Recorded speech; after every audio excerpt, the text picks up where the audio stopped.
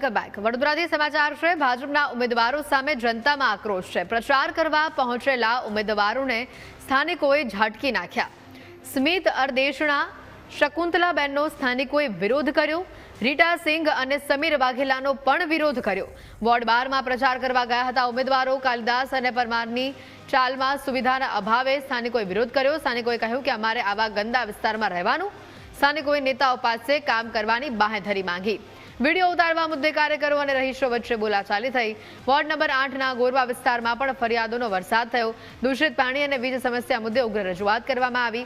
ચૂંટણી બાદ કોઈ જોવા આવતું જ નથી, આવું કહીને લોકોએ પોતાની નારાજગી ઠાલવી। વોર્ડ નંબર 7માં ઉભરાતી ગટર મુદ્દે મહિલાઓનો આકરો વિરોધ સામે આવ્યો।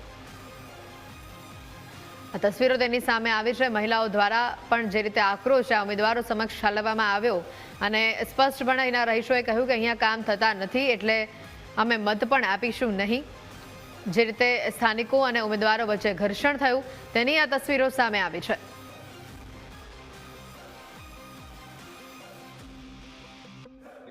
આજે આ લોકો ભાજપના જે નેતાઓ બધા આયા એમને મેં રજૂઆત કરી તો મારી કોઈ વાત સાંભળી નથી આ લોકોએ। હા ચાલો પછી મળી એમ કરીને પાછા વહી ગયા છે।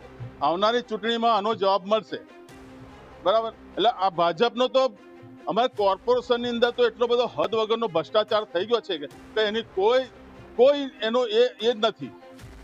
નાની નાની વાતોની અંદર પોલીસવાળા નહીં સાંભળતા ને અમારું કશો વિકાસ નહીં। શું વિકાસ થયો સાહેબ? શું વિકાસ થયો છે? આ વિકાસ તો કોંગ્રેસના ટાઈમનો જ છે। એ લોકો આ લઈ પડેલા છે અને અત્યારે એ વિકાસને એ લોકો ડેવલપ કરે છે, બાકી કોઈ વિકાસ થયો નહીં આગળ।